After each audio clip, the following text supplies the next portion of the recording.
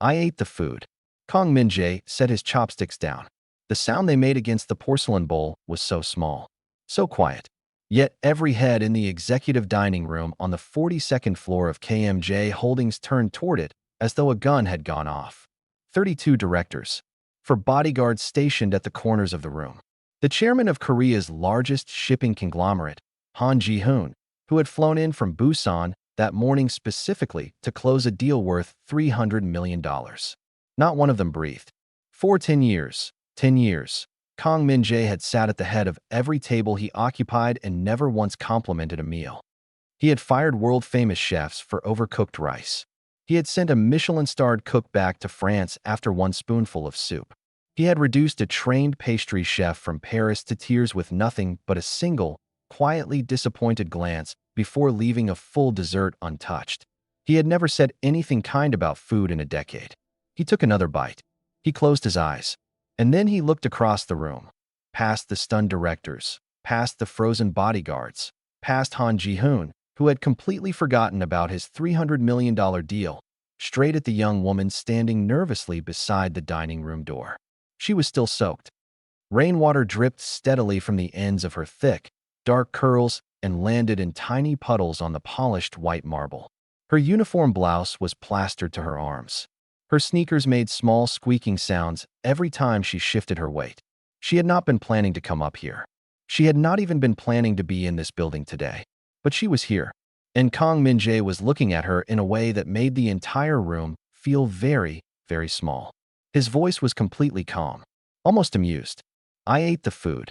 He paused, just long enough for 32 hearts to stop. Now I crave the cook. A pair of silver chopsticks slipped from someone's hand and clattered onto the table.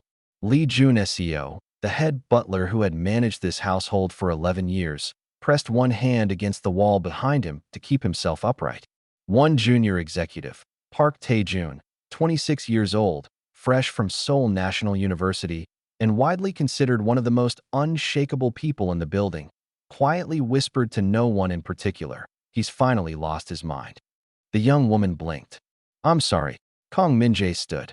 He crossed the room in even, unhurried strides until only a single step separated them.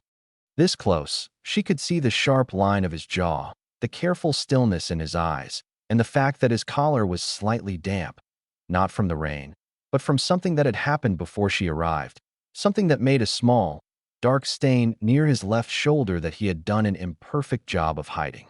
"You heard me," he said.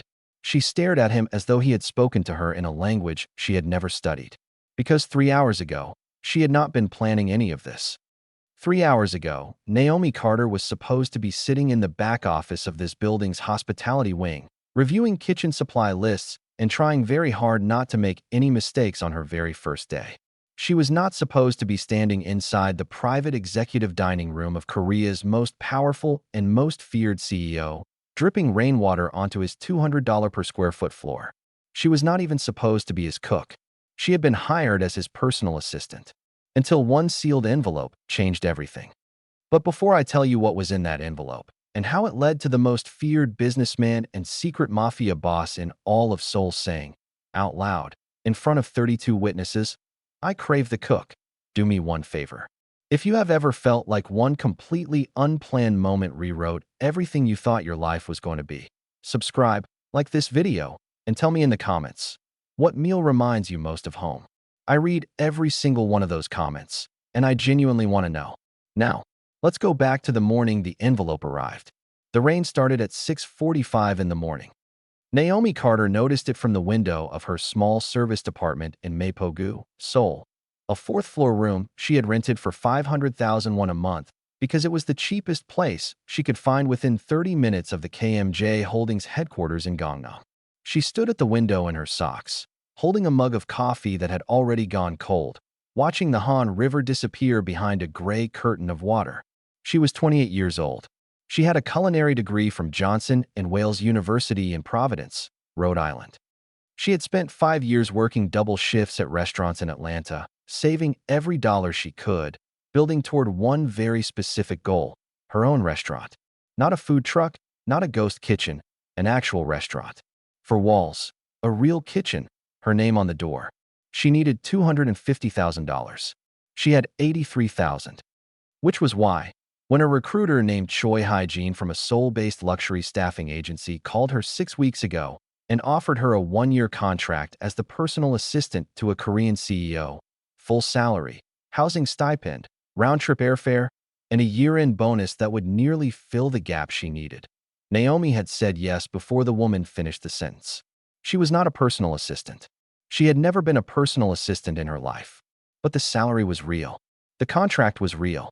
And she had exactly 1 year to keep her head down, do her job, and go home with enough money to open the restaurant she had been dreaming about since she was 14 years old, standing in her grandmother's kitchen in Savannah, Georgia, watching the woman turn collard greens and cornbread into something that made grown men cry. She just needed 1 year. Cook, she told her reflection in the dark window. Save. Go home. Simple. Her reflection did not look entirely convinced. The envelope arrived at 8:15. It was delivered by a man in a dark suit who said absolutely nothing, handed it to her at her apartment door, bowed once, and left. Inside was a single sheet of cream-colored paper with the KMJ Holdings letterhead, a clean, angular logo in deep charcoal and gold, and 3 sentences typed in English. The position of personal assistant has been filled internally. Your contract has been revised. You are now the estate's private head chef, effective today. Report to the main kitchen at Kong Manor, Songbuk-dong, by 9 a.m. Naomi read it 3 times. Then she sat down on her suitcase because she had not yet unpacked, and her only chair was buried under her carry-on bags. Of course, she said to the empty room. Of course. She pulled out her phone and called Choi Hygiene. There's been a change, Hygiene said, before Naomi could speak. I can see that, Naomi said. I was hired as a personal assistant. I have a culinary degree, not a. The salary is the same, Hygiene said. The bonus structure is the same. The chef position pays an additional allowance for specialty ingredients. You would earn more. Naomi looked at the envelope again. What happened to the last chef? A pause. Long enough to be uncomfortable. He resigned, Hygiene said carefully. And the one before him? Another pause. She also resigned. How many chefs has this man had in the last 2 years? That information is, Ms. Carter, the contract terms are genuinely excellent. I would encourage you to. How many? Hygiene exhaled. 7. 7 chefs in 2 years. Naomi closed her eyes, thought about her restaurant, thought about the $83,000 that would not stretch far enough, and said, fine, I'll be there at 9. Kong Manor sat behind iron gates at the top of a long, stone-lined driveway in Songbuk-dong, the quiet, old-money hillside neighborhood in northern Seoul where old estates sat behind walls thick enough to muffle the entire city. The house itself was enormous. 4 floors, pale stone, traditional Korean roofline meeting contemporary glass, the kind of building that made you feel small simply by existing. Naomi arrived at 8:57, slightly damp from the walk from the bus stop, and was met at the gate by a woman who looked at her as though she had arrived with the wrong delivery. Her name was Yoon-hana. She was the head housekeeper. 50s, sharp eyes, gray-streaked hair pulled back with the authority of someone who had never once been late to anything. She looked Naomi up and down with an expression that communicated, clearly and without any words, that she did not expect this to last. You are the new chef, she said. In Korean. Naomi understood approximately 40% of it. Yes, Naomi said, in Korean, because she had been practicing. I am Naomi. I am the chef. I am pleased to meet you. Hana's left eyebrow moved slightly. You're Korean, Hana said, switching to English for the first time and apparently in great personal pain. Needs work. I know, Naomi said honestly. I'm working on it. Hana turned and walked toward the house without waiting. Naomi followed, sneakers squeaking on the wet stone. The kitchen was on the ground floor, a wide, professional space with commercial-grade appliances, a tin-burner stove, a walk-in refrigerator the size of Naomi's Mapogu apartment, and a prep area that gleamed like a laboratory. 2 younger kitchen assistants stood in the corner, watching her arrive with the carefully neutral expressions of people trying very hard not to show that they were curious. Their names, she would learn over the next 20 minutes, were Seo Hyun-woo, 22, who had never worked anywhere but this kitchen and was terrified of almost everything, and Lee Min-seo, 24, who appeared to be terrified of nothing and immediately offered Naomi a piece of dried mango from her apron pocket. "Don't mind Hana SSI," Min Seo whispered while Naomi was washing her hands. "She told us you wouldn't last 3 days." Naomi dried her hands on a clean towel. "Did she put money on it?" Min Seo blinked. Then she laughed. A real one, sudden and bright, quickly covered with her hand. Hyunwoo stared at both of them like they had lost their minds. "The security guards," he said quietly, "have a betting pool. How much am I going for? Currently? 1 week." Naomi considered this. "Tell them to keep their money. They're going to lose it." She tied her apron and started reviewing the pantry inventory. The morning passed in the specific kind of controlled chaos that was the normal condition of any new kitchen job. Naomi made mistakes. She called the kimchi refrigerator the regular refrigerator until Min Seo gently explained, 3 times, that this was a serious cultural error. She bowed to the robot vacuum when it rolled past her feet, an automatic reflex that she could not explain and that sent Hyunwoo into a silent, shoulders-shaking fit of laughter that he spent an enormous amount of energy pretending was something else. She confidently spread what she believed was chocolate frosting onto a test tart she was making for afternoon tea, tasted it, and then stood completely still for 4 full seconds before Min Seo, taking pity on her, explained that it was doenjang, fermented soybean paste. "It looks like chocolate," Naomi said. "It is not chocolate," Min Seo confirmed. "I can taste that." The tart was quietly disposed of. No one mentioned it again. She also spent 5 minutes saying "thank you" to the automatic door near the staff entrance before Min Seo gently informed her that it could not hear her. Naomi maintained that politeness was never wasted on anyone, including doors. Hyunwoo looked pained. But between the mistakes, she cooked. And here was where everything changed. She cooked the way her grandmother had taught her. Not with performance or precision or the careful distance of someone trying to impress, but with presence, with attention, with the kind of quiet focus that meant the food tasted like something rather than nothing. She moved through the kitchen naturally, asking questions instead of giving orders, learning the space and the supplies and the rhythm of what was expected. By noon, she had made lunch. By 1, Hyunwoo had eaten 3 of the extra cookies she pressed on him and was looking at her with a specific kind of conflicted loyalty, as though he was aware that he was betraying Hana's week-long timeline but could not bring himself to care. By 2, even Hana had taken 1 cookie, not from Naomi's plate, but from Min Seo's, which technically meant she had not accepted anything directly, a distinction she appeared to find morally significant. At 2:30, the rain intensified. By 3, it was the kind of Seoul rainstorm that closed roads and filled gutters and sent umbrellas turning inside out on Gangnam sidewalks. The lunch delivery to KMJ Holdings headquarters, which was supposed to happen at noon but had been pushed back while documents were finalized, became impossible. The delivery driver called from a flooded intersection. The usual backup had already left for the day. Hana stood in the kitchen doorway with her phone pressed to her ear, and for the first time since Naomi's arrival that morning, she looked uncertain. "The lunch cannot be delivered," she said, to no one in particular. Naomi was already untying her apron. "I'll take it," she said. Hana looked at her. "You don't know the building. Then give me the address and the floor number. It's 30 minutes away. In this rain." "Then I should leave now," Naomi said. She picked up the insulated bag, checked the heat packs, and looked at Hana. "Which floor?" Hana stared at her for a long moment. Then, with the expression of someone watching a person voluntarily walk toward trouble, she said, 42nd. "Executive suite. You must not be late. And you must knock before entering any private office. This is critical." "I will knock," Naomi said. She put on her jacket, stepped out into the rain, and began walking.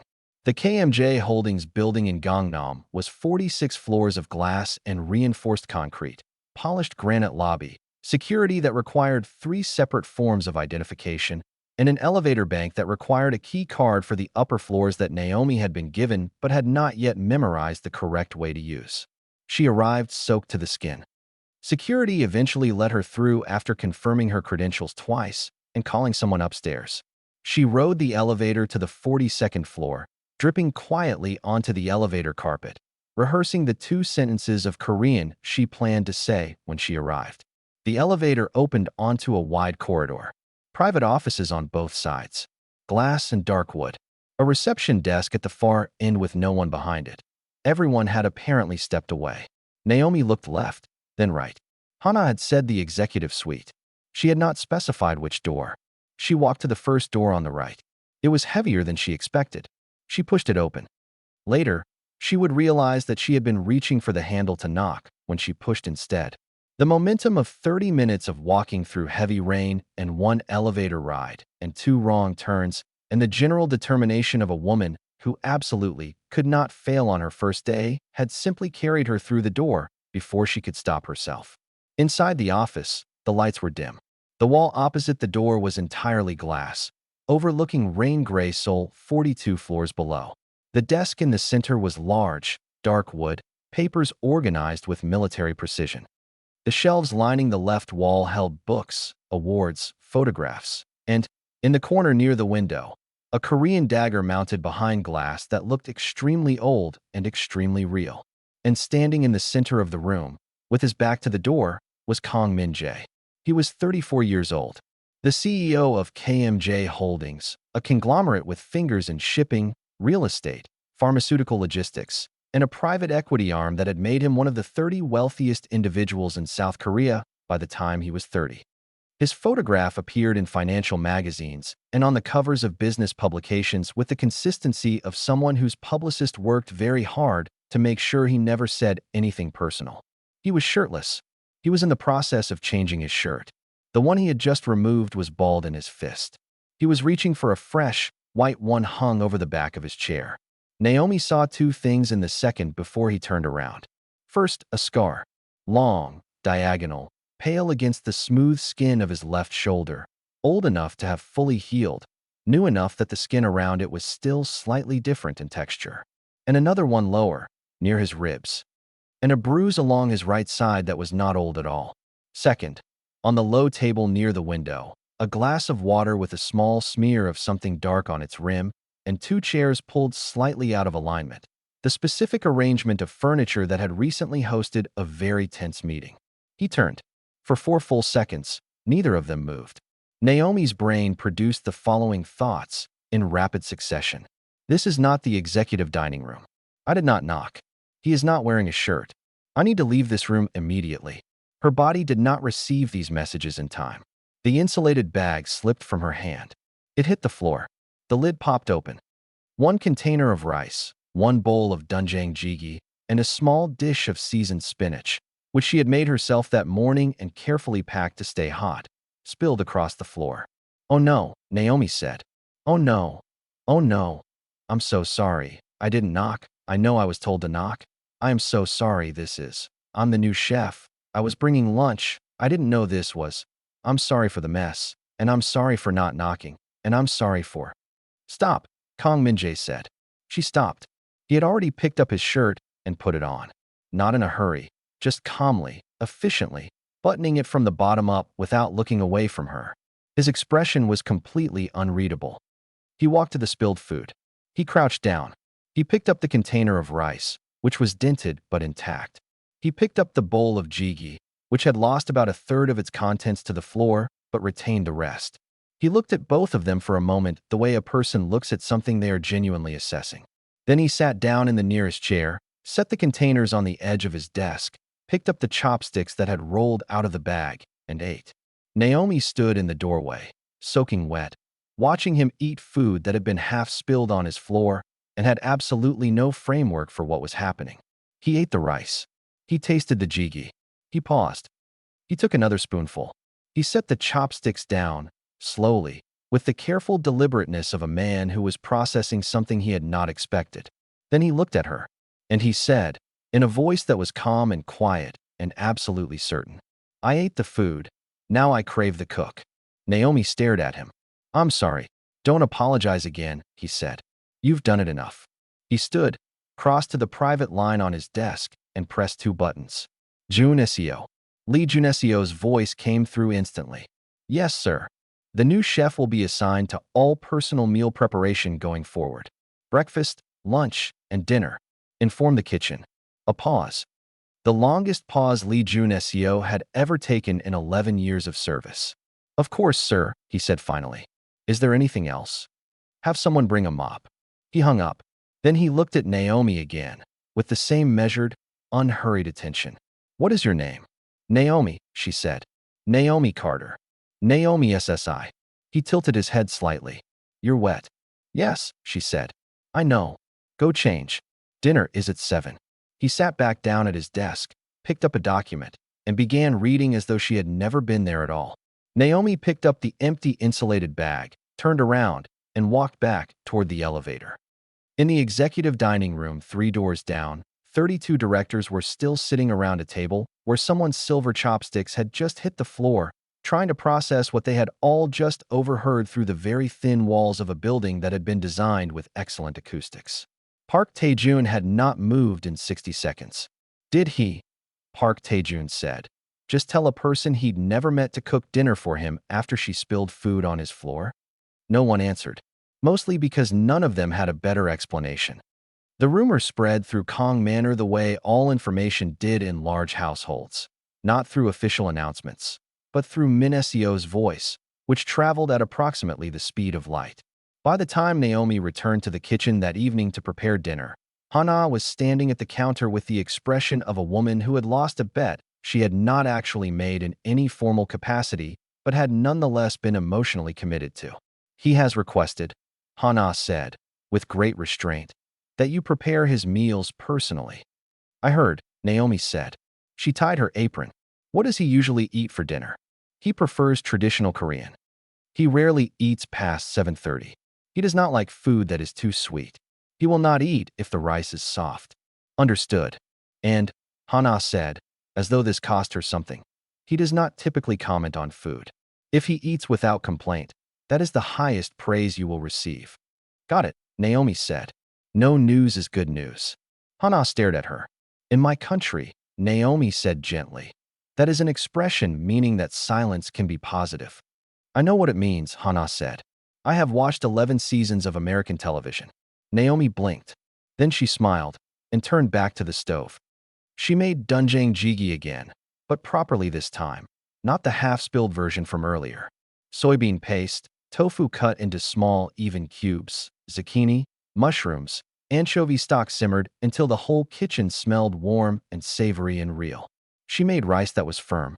She made a small plate of seasoned spinach and one of braised burdock root, because she had seen both in the pantry and they were used in traditional Korean home meals, the kind cooked by mothers and grandmothers, the kind that tasted like someone had actually thought about you while cooking. Kong Min-jae ate dinner alone, in the formal dining room, at a table that seated 20 and held only one place setting at one end. He ate for 12 minutes. When Lee Jun-seo cleared the table, every bowl was empty. Jun-seo reported this to the kitchen with the stunned reverence of a man who had witnessed something historically significant. He finished everything, he said. Min-seo looked at Naomi. Naomi shrugged and began washing the pots. But she was already thinking about what she was going to make for breakfast. The next week passed in a specific, quietly escalating pattern that everyone in the manor noticed and absolutely no one commented on directly. Kong Min-jae began eating breakfast. He had not eaten breakfast, according to Jun-seo, in roughly 4 years.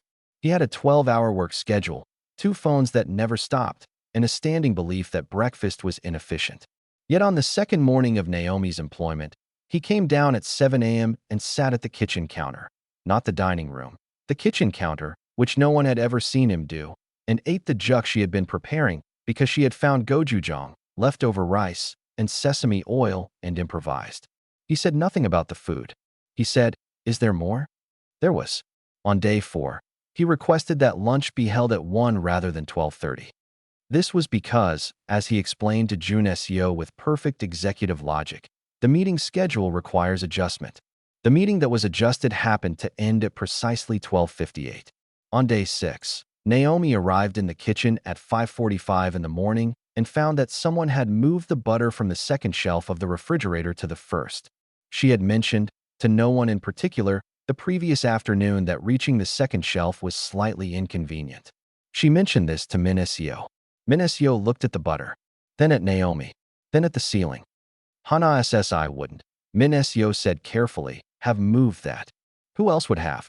Min-seo said nothing, but she was smiling at the ceiling. By the end of the second week, the pattern inside KMJ Holdings headquarters had also shifted in ways that confused everyone above the director level. Meetings that used to begin at noon were quietly moved to 12:45 because, as Park Tae-jun's assistant noted in a memo that was later widely circulated, the chairman appears to be in a more productive disposition following lunch. Park Tae-jun read that memo, read it again, and went to get himself a very strong coffee. Naomi learned his habits the way you learn any person's, slowly, through observation, and with the understanding that most people show you who they are not in what they say, but in the small, unguarded things. He worked past midnight every night. She knew because she saw the lights in his third-floor study burning when she went to bed at 11 and still burning when Hyunwoo arrived at 5:30 a.m. to start prep. He kept a specific brand of green tea at his desk. He drank it cold. He had 3 identical dark blazers hanging in his office closet, and the reason she knew this was that she had, on one occasion, been sent to deliver afternoon tea to the study and had noticed the closet door was ajar. He did not smile at meetings. He barely smiled anywhere. But once, on a Thursday evening, she came into the dining room to check whether he was finished and found him standing at the window watching something in the garden. The elderly groundskeeper, Han Ji-hoon's great-uncle, who came twice a week, was doing something that involved an argument with a rosebush, and Kang Min-jae's expression was not closed and professional. It was quiet, almost fond, like a man looking at something that had not changed in 20 years and was glad it hadn't. He saw her see it. His expression shifted immediately back to its default unreadability. He said, "Is dinner ready?" 2 minutes, she said. Fine. She went back to the kitchen and did not mention it. It was on a Tuesday in her third week that she made the soup. She had not intended it to mean anything.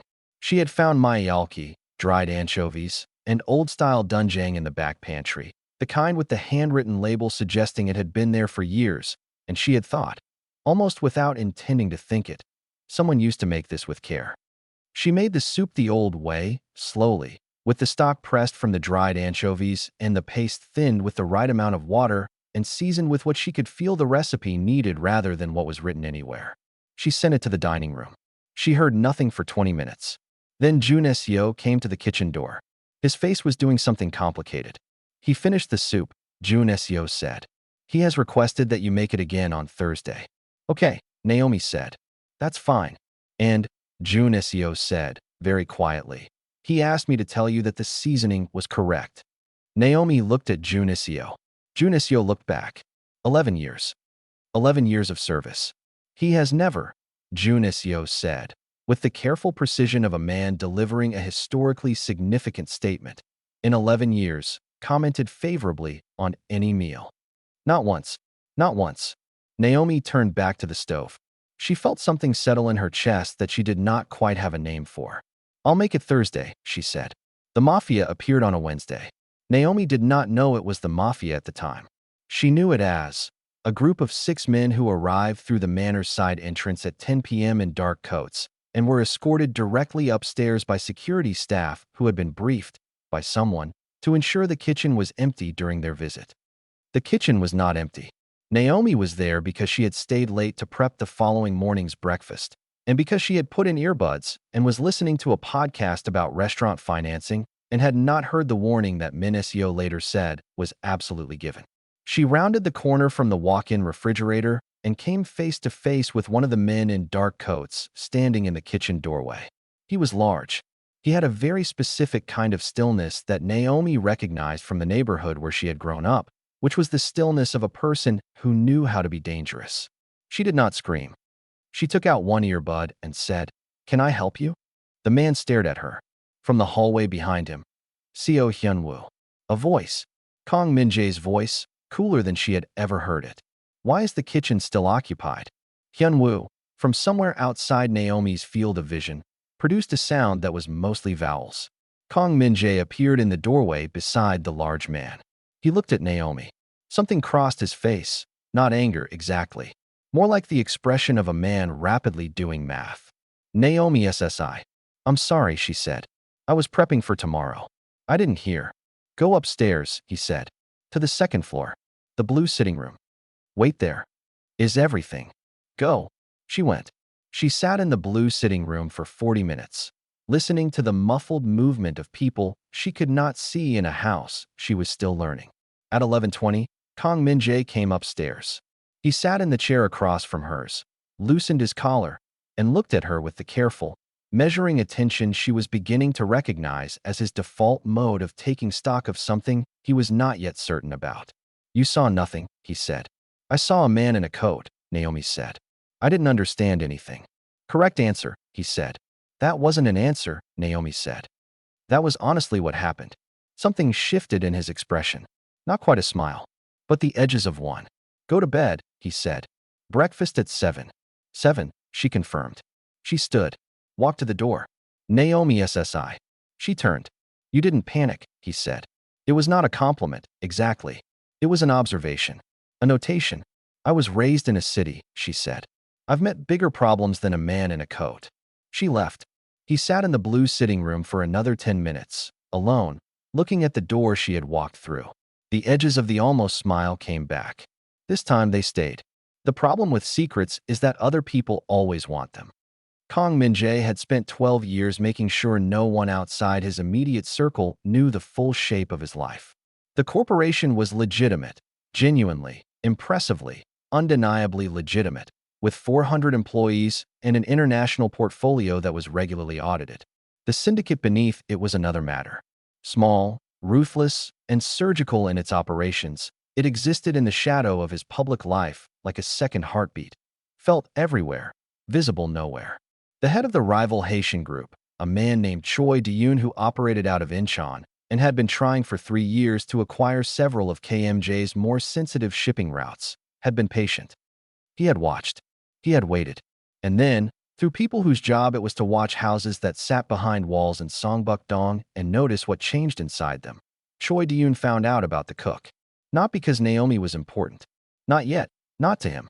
But because Kang Min-jae, for the first time in anyone's memory, appeared to care about something inside his own home. And caring was a weakness. And weaknesses were doors. Naomi learned that she was being followed on a Saturday morning in her 5th week. She had taken her one day off to walk through the Gwangjang market, a large indoor market in Jonggyo-gu that she had been meaning to visit since her arrival, because she wanted to see the raw ingredients she was not yet using and understand what was available.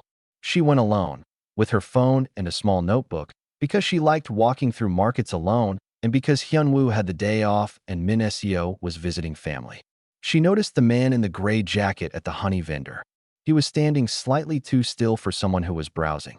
She noticed him again at the dried goods section and then again at the exit. She had grown up in Savannah. She had worked 5 years in Atlanta. She knew when she was being watched. She took a different route home and called Min Seo on the way.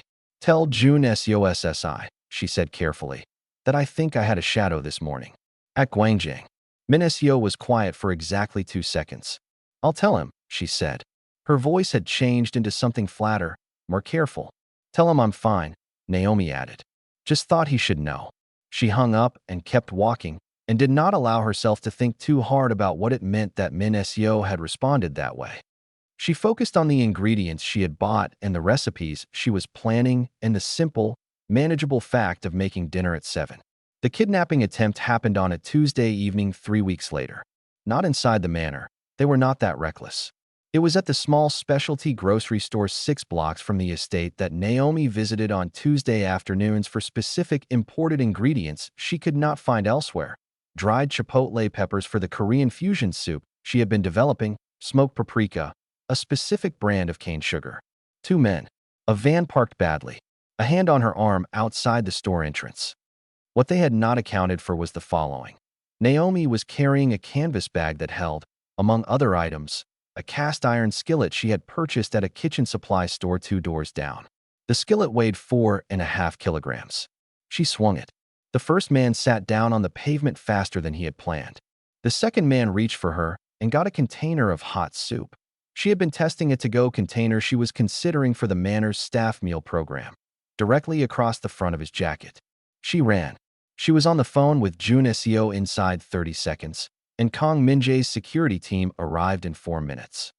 She was standing outside the grocery store, skillet still in her hand, when the SUVs pulled up. 2 security men came out first.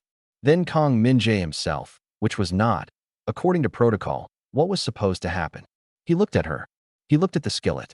He looked at the man still sitting on the pavement with the dazed expression of someone who had deeply underestimated a Tuesday grocery run.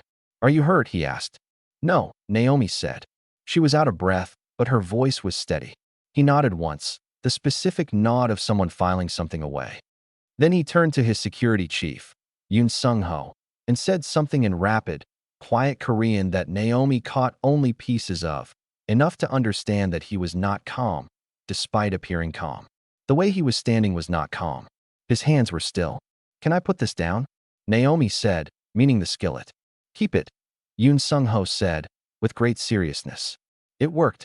Back at the manor, sitting in the kitchen with a cup of tea that Min Seo had made, and then hovered near worriedly, Naomi heard Kong Min-jae in the hallway. His voice was low and controlled, giving instructions.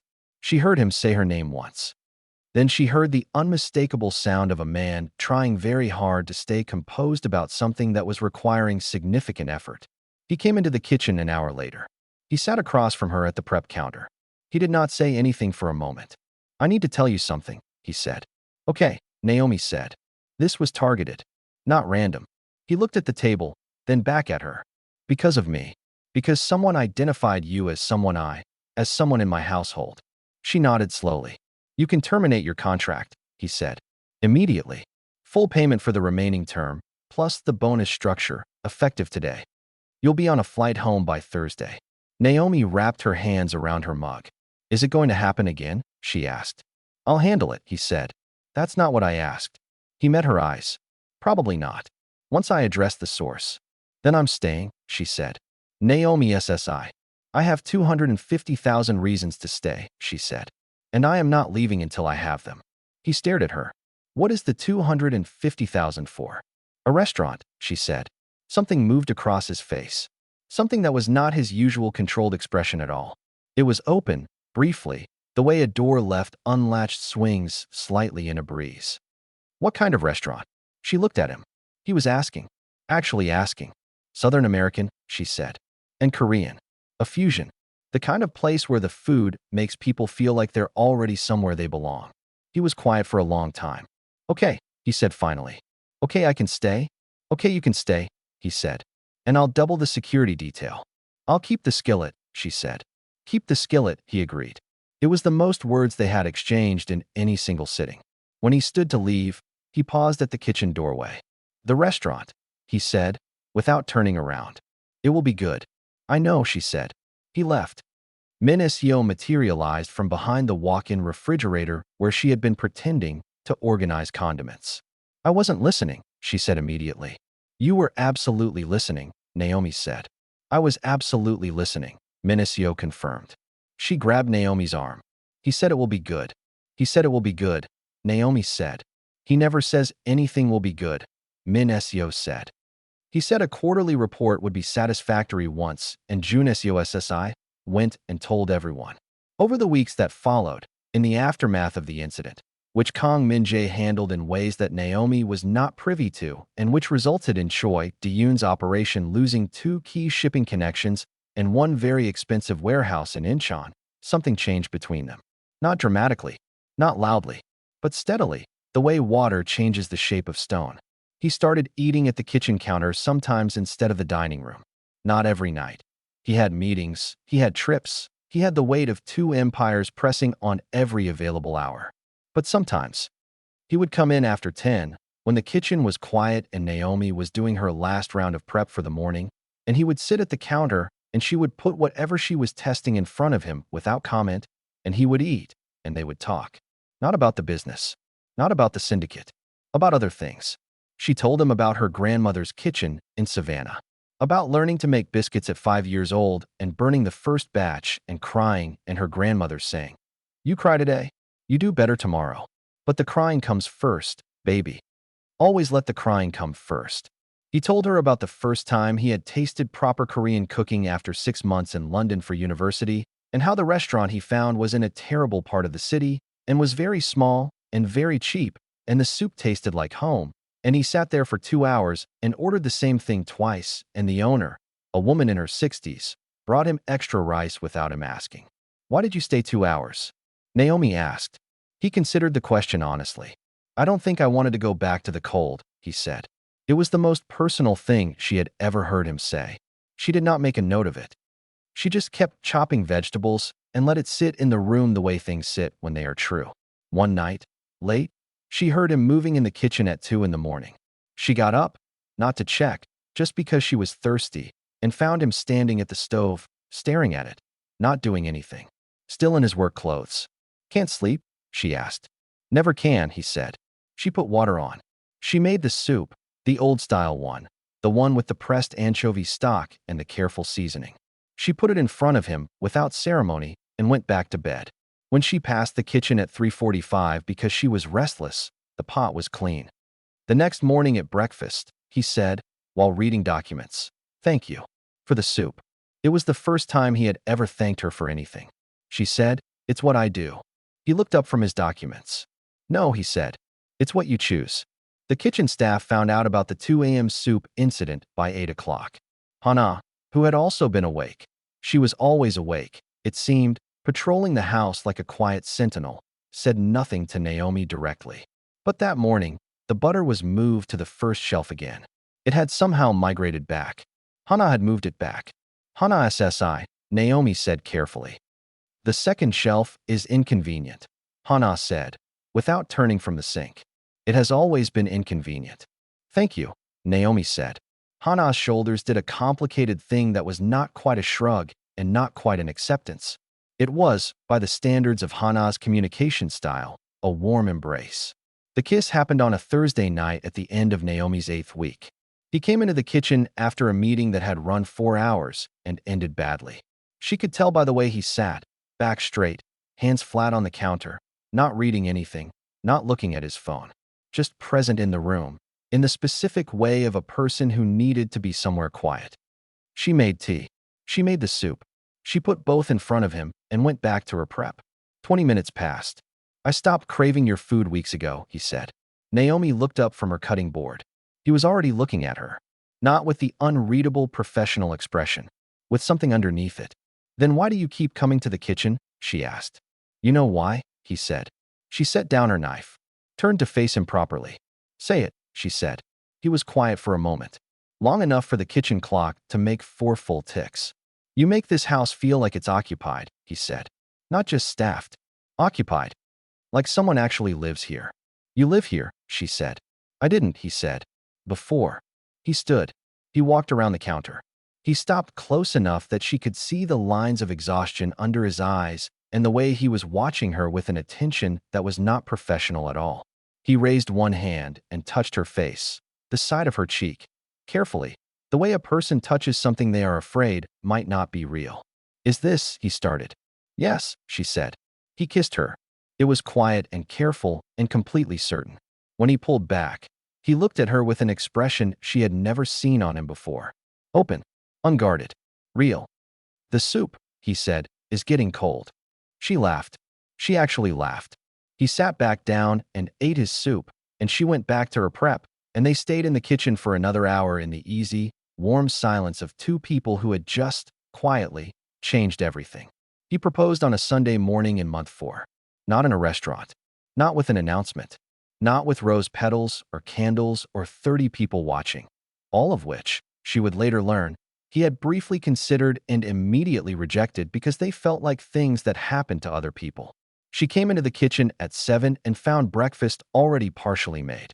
This was unusual. She looked at the stove, where rice was already warming, and the counter, where a small bowl of banchan had been arranged neatly, and the center of the prep counter, where, next to the morning newspaper, neatly folded, sat a ring. Gold, with a small green stone. Old. Not new jewelry old. Actually old, with the specific weight and warmth of something carried through generations. She stared at it.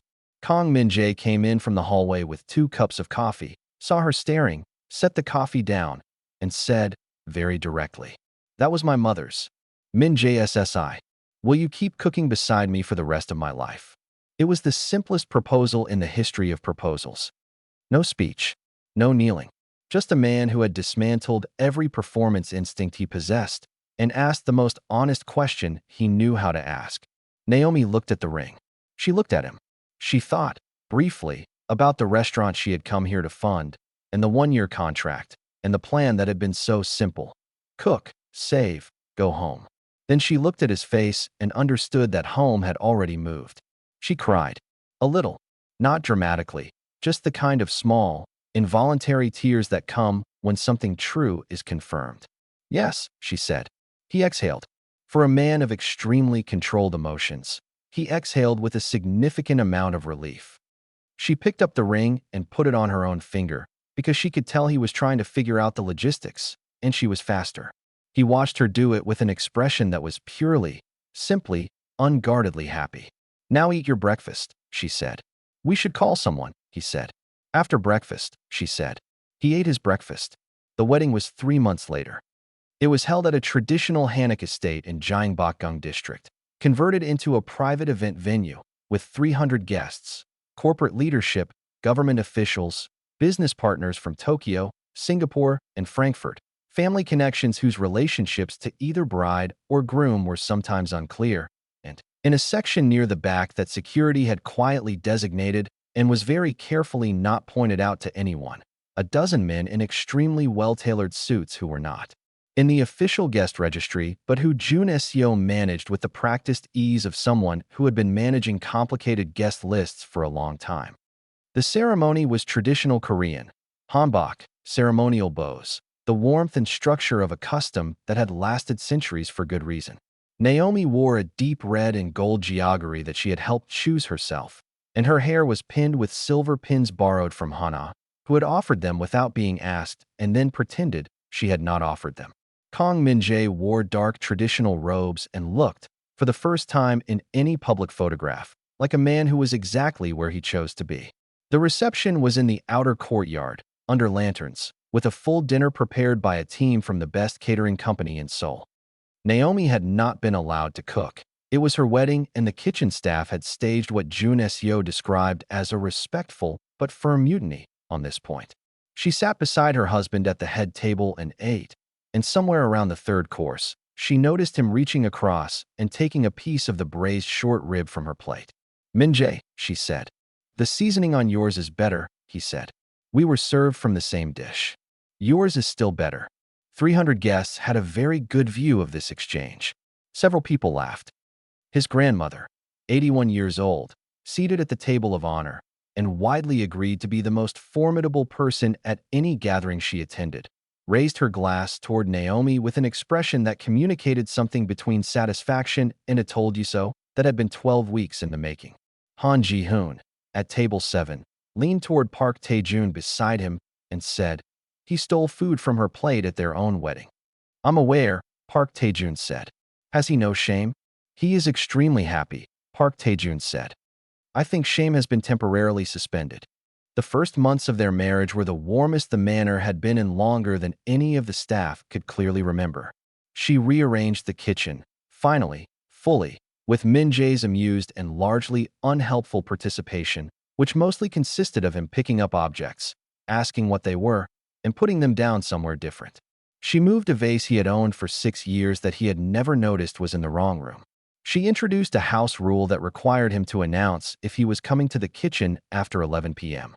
so she could put on actual clothes instead of her pajamas with the cartoon ramen on them, a rule he accepted and then violated once, immediately, and claimed was an accident. She got better at Korean. Not perfect. She would never be perfect, and she had stopped being embarrassed about the imperfections because Min-jae found her mistakes funny in a way that was entirely affectionate and not at all mocking. She learned to read menus.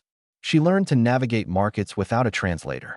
She learned that his grandmother, who spoke no English, was deeply interested in American music and had a well-worn collection of Marvin Gaye CDs in a cabinet in her sitting room. They burned pancakes together on a Saturday morning when neither of them was paying attention because they were having an argument about whether or not the word soju required a specific pronunciation adjustment. They danced in the kitchen on a Sunday night.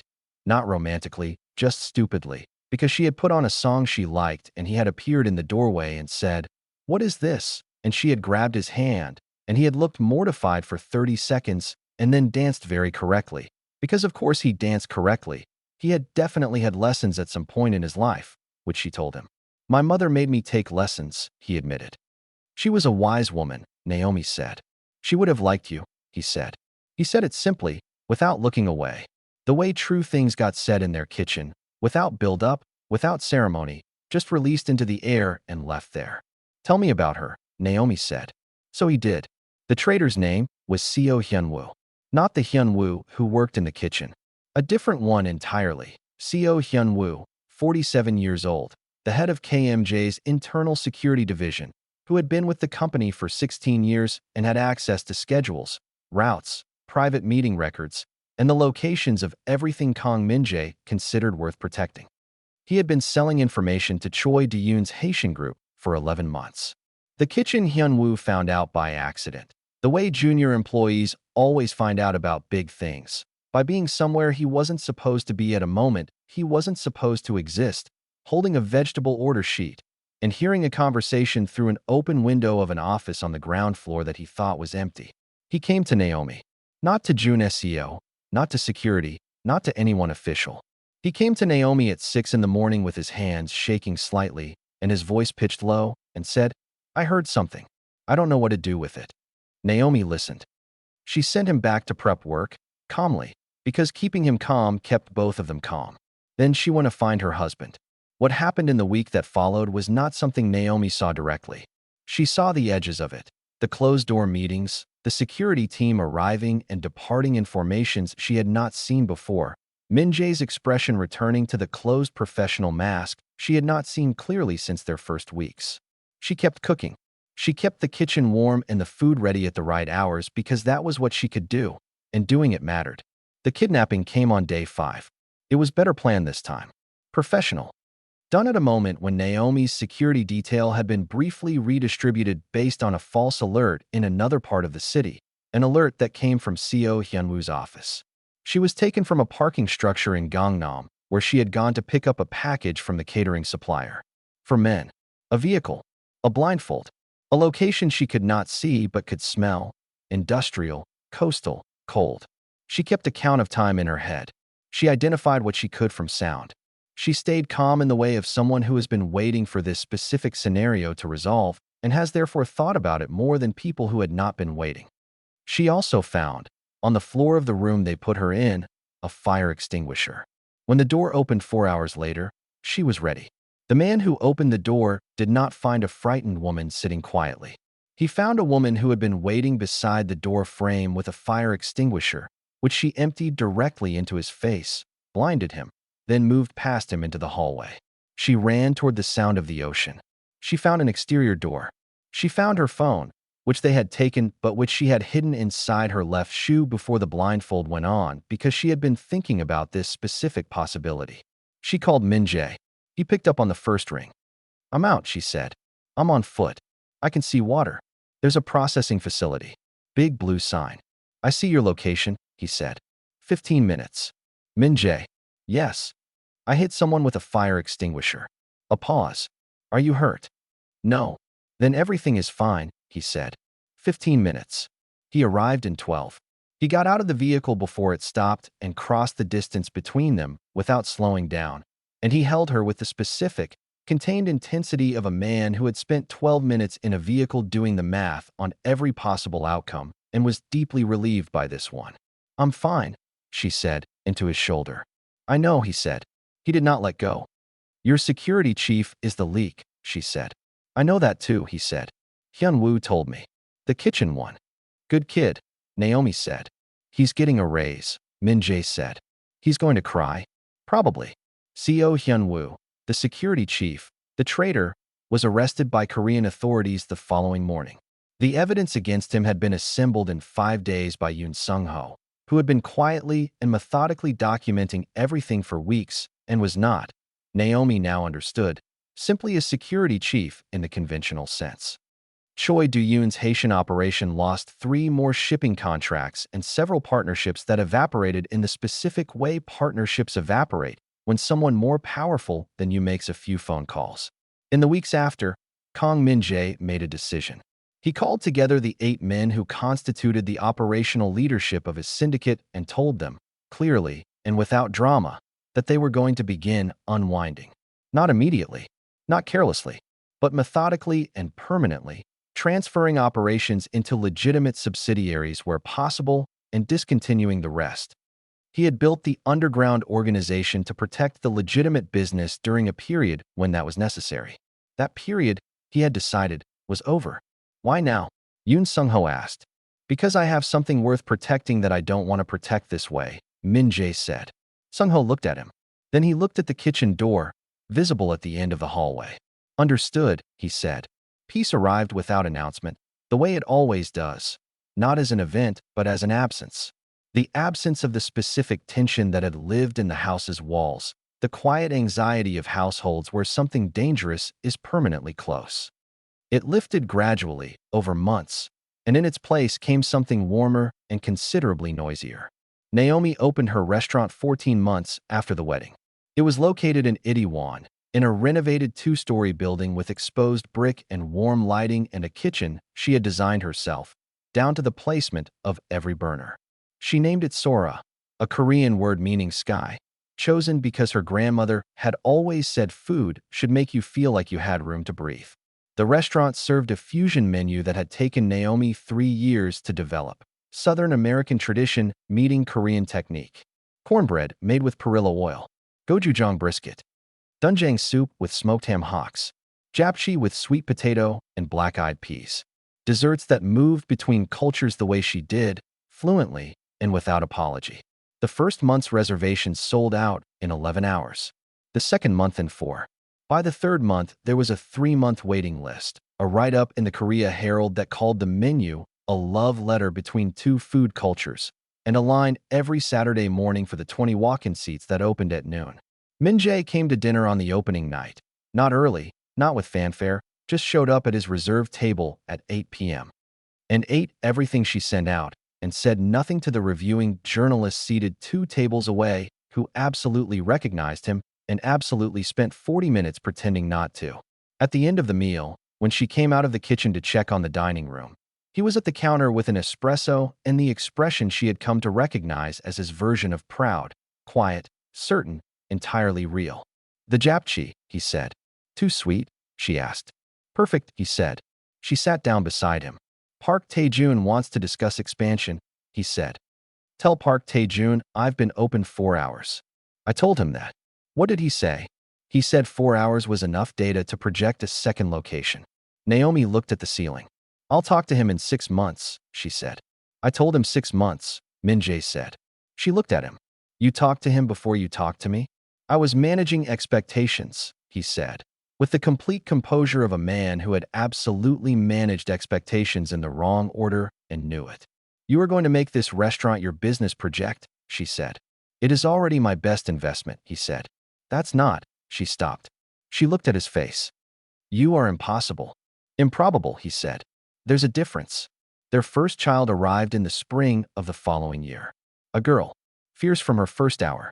She had Naomi's stubbornness and Min Jae's silence, which turned out to be a combination that expressed itself as a child who would stare you down calmly until she got what she wanted, a personality trait that charmed everyone in the household except the people she was staring at. Kang Min Jae, who had chaired international business meetings for a decade with unshakable composure, was undone by a 7-pound person from approximately the first hour. He held her with the careful concentration of someone handling something incomprehensibly important. He did not look like Korea's most feared CEO. He looked like a man who had just understood something fundamental about what he had been building toward all along. She looks unhappy, he said. She looks hungry, Naomi said. Feed her. I can't. Not like that. The bottle, Min Jae. In the bag. He fumbled with the bag. It was the first time Naomi had seen him fumble with anything. You run a 40 billion won company, she said. This is different, he said, with great dignity, still fumbling. Their second child, a boy, arrived 2 years later and immediately declared war on every horizontal surface in the manor by learning to walk at 9 months and running everywhere from that point forward. He was loud where his sister was quiet, immediate where she was patient, and he had his father's face and his mother's volume, and the combined effect was something the household had genuinely not been equipped for. The morning of the boy's first birthday, Naomi found Min Jae in the kitchen at 6 a.m. attempting to make juk. The pot was on the wrong burner. The rice-to-water ratio was visibly incorrect. "What are you doing?" she asked. "Making breakfast," he said. "For his birthday." "You don't cook." "I am cooking now," he said. "I watched you. I know the steps." She looked at the pot. "That is going to be rice water," she said. "I added extra rice." "You added it to the wrong pot size." He looked at the pot. He looked at her. "Stand here," she said, and moved him to the right position and guided his hands and showed him the ratio and the heat and the way to stir. He stood very still and paid complete attention, the same way he paid attention to everything that mattered. The juk came out well. They fed it to the boy together, who ate half of it, distributed a significant amount across his father's good shirt, and then looked at Kang Min-jae with the particular pleased confidence of a person who has successfully completed a task. "He got it on your collar," Naomi said. "Yes," Min-jae said. He was looking at his son with an expression that made the collar completely irrelevant.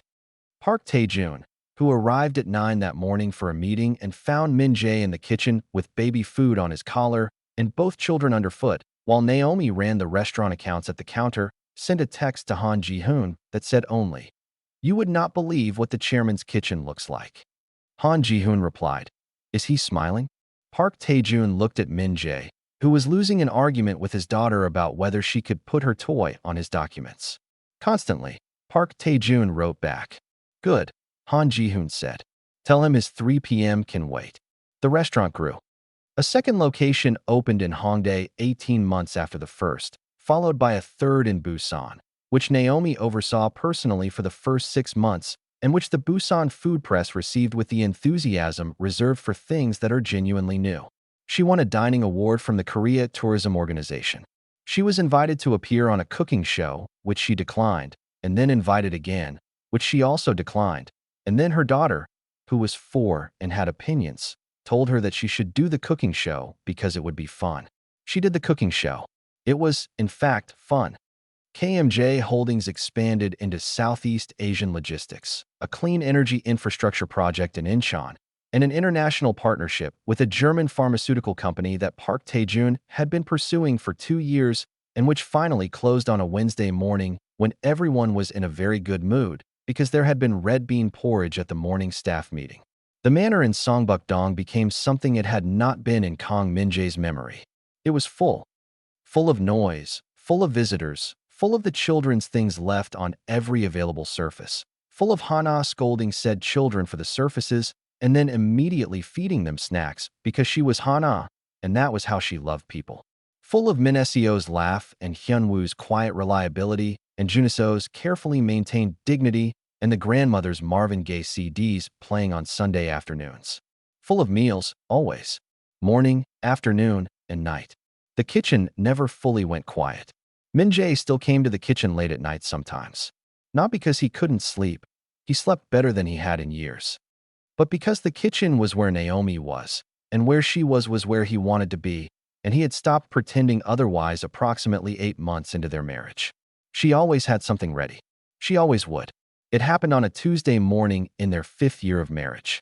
Naomi had been up since 5:30, reviewing the supplier contracts for Sora's 4th location, which she was opening in Seoul's Yongsan district in the spring.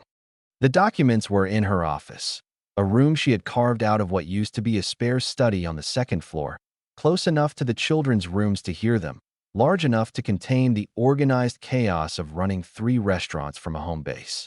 She needed a document she had left on the printer. The printer was in Min-jae's adjacent office because hers had jammed the previous week and she had not yet had time to replace it. It was 7 in the morning. He had meetings at 8. She had confirmed, while making coffee, that he was in the kitchen eating breakfast. She pushed open his office door. He was changing his shirt. He had apparently come upstairs between the kitchen and the formal meetings, as he sometimes did, and was standing in the center of the room in precisely the same configuration as the first time, one shirt off, reaching for the clean one on the back of the chair. The window behind him. Seoul laid out in the morning gray below. Naomi stood in the doorway. He turned. He looked at her. Then, slowly, his entire face changed. Something that started at his eyes and spread to everything else. A real, full, open laugh. The kind that came from somewhere genuine. He laughed. "So," he said, still laughing quietly. I know, she said. She could already feel herself smiling. You still don't knock. In my defense, she said, I thought you were in the kitchen. I was in the kitchen, he said. I came up. I can see that. He reached for his shirt, put it on, and crossed the room to her. He stopped at the door, same as before, the same step, the same closeness. Except now he was not assessing a stranger. He was looking at his wife. The printer document, she said. It's on the desk, he said. Thank you. Naomi. Yes. You were still the best thing that came through a wrong door. She looked up at him. I was at the right door, she said. I just thought it was the wrong one. He kissed her. The way he had always kissed her, without announcement, without performance. Just certain. From the hallway, running feet. The small, distinct thunder of two children who had escaped Hana's vigilance and were now proceeding at full speed toward wherever their parents were. The door crashed open. Their daughter appeared first, pajamas on, hair at an angle that suggested she had woken up in combat with her pillow. Mama, Appa is taking my crayon, she announced, pointing at her brother who arrived half a second behind her. I wanted it, the boy said. It is mine, she said. It was on the floor, he said. On the floor is still mine. Naomi looked at Min-jae. He looked back at her. Yours, he said, meaning all of it. The children, the argument, the crayon. Absolutely not, she said. 50-50. He crouched down to their daughter's level. Who had the crayon first, he asked. Me, she said, with perfect certainty. Did anyone see? She considered this. Hana SSI. Then go ask Hana SSI to testify, he said. Both children turned and ran back down the hall with the urgency of people pursuing critical evidence. Naomi covered her mouth. You sent them to Hana, she said. Hana will have a ruling by breakfast, he said. She is very efficient.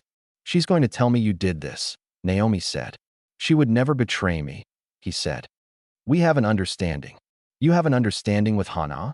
She moves the butter, he said. I keep the children away from her good china. We respect each other. Naomi stared at him. Kong Min-jae, she said. Yes. You are running a criminal negotiation with our housekeeper. I am running a household management system, he said. There is a difference. She picked up her document from his desk and walked to the door. Breakfast in 20 minutes, she said. I'll be down, he said. She stopped at the door. Turned back to look at him, standing in the morning light in his office, shirt fully buttoned now, the city behind him, the sound of children and Hana's authoritative voice already rising from somewhere downstairs. Min-jae. Yes. I ate the food, she said. He looked at her. I know, he said. But you stayed for the cook. She smiled. Wide and real. You remember. I remember everything, he said. From downstairs, Hana's verdict on the crayon case could be heard being delivered with the authority of a Supreme Court ruling. Both children responded simultaneously. Their voices tangled together, one calm, one loud, both insistent. Min-jae walked to the door beside Naomi. Shall we, he said. We shall, she said. They went downstairs together, into the noise and warmth and ordinary, extraordinary morning of the life they had built. Into the kitchen that smelled of rice and sesame and something sweet. Into the home that the most feared man in Seoul had not known he needed until a woman walked through the wrong door on a rainy afternoon and accidentally fed it back to him. He looked at her once more before they reached the bottom of the stairs. She was already moving toward the kitchen, toward the familiar rhythm of it, toward the children arguing with Hana at a volume that probably violated several city ordinances. He said it quietly, just for her. I ate the food. She did not stop walking, but she smiled, and he saw it. I know, she said. He followed her into the kitchen. But I'll spend the rest of my life craving the cook. The children demanded dumplings. Hana declared that dumplings were not a breakfast food. Min-jae said that he would also like dumplings. Hana looked at him with 11 years of service and one understanding about butter and said, after a long pause, I'll start the water. Naomi stood at her stove, in her kitchen, in her home, in the city she had arrived in with a plan that had lasted exactly as long as it took for food to remind a lonely man that he was hungry for more than meals. She started the dough. She added the fillings. She worked with the easy confidence of someone exactly where they belonged. Outside, Seoul was waking up. Gray morning light, the sound of the city beginning. Somewhere in Itaewon, Sora's kitchen staff were arriving, turning on their lights, starting their prep, making the food that would fill the restaurant that night with people who wanted to feel like they were already somewhere they belonged. Here, in Songbuk-dong, behind the iron gates and the long stone driveway and the pale stone walls, the most powerful and once most feared man in the city was sitting at his kitchen counter, stealing a dumpling before it was finished, while his daughter loudly informed him that theft was wrong and his son tried to steal one too. The mansion that had been silent was full. It had been full for years now. And every morning, Naomi Carter, Naomi Kong, stood at her stove and understood that the greatest thing she had ever made was not on any menu. It was the life she had walked into by accident, through the wrong door, on a rainy afternoon in Seoul. And she would not have changed a single thing.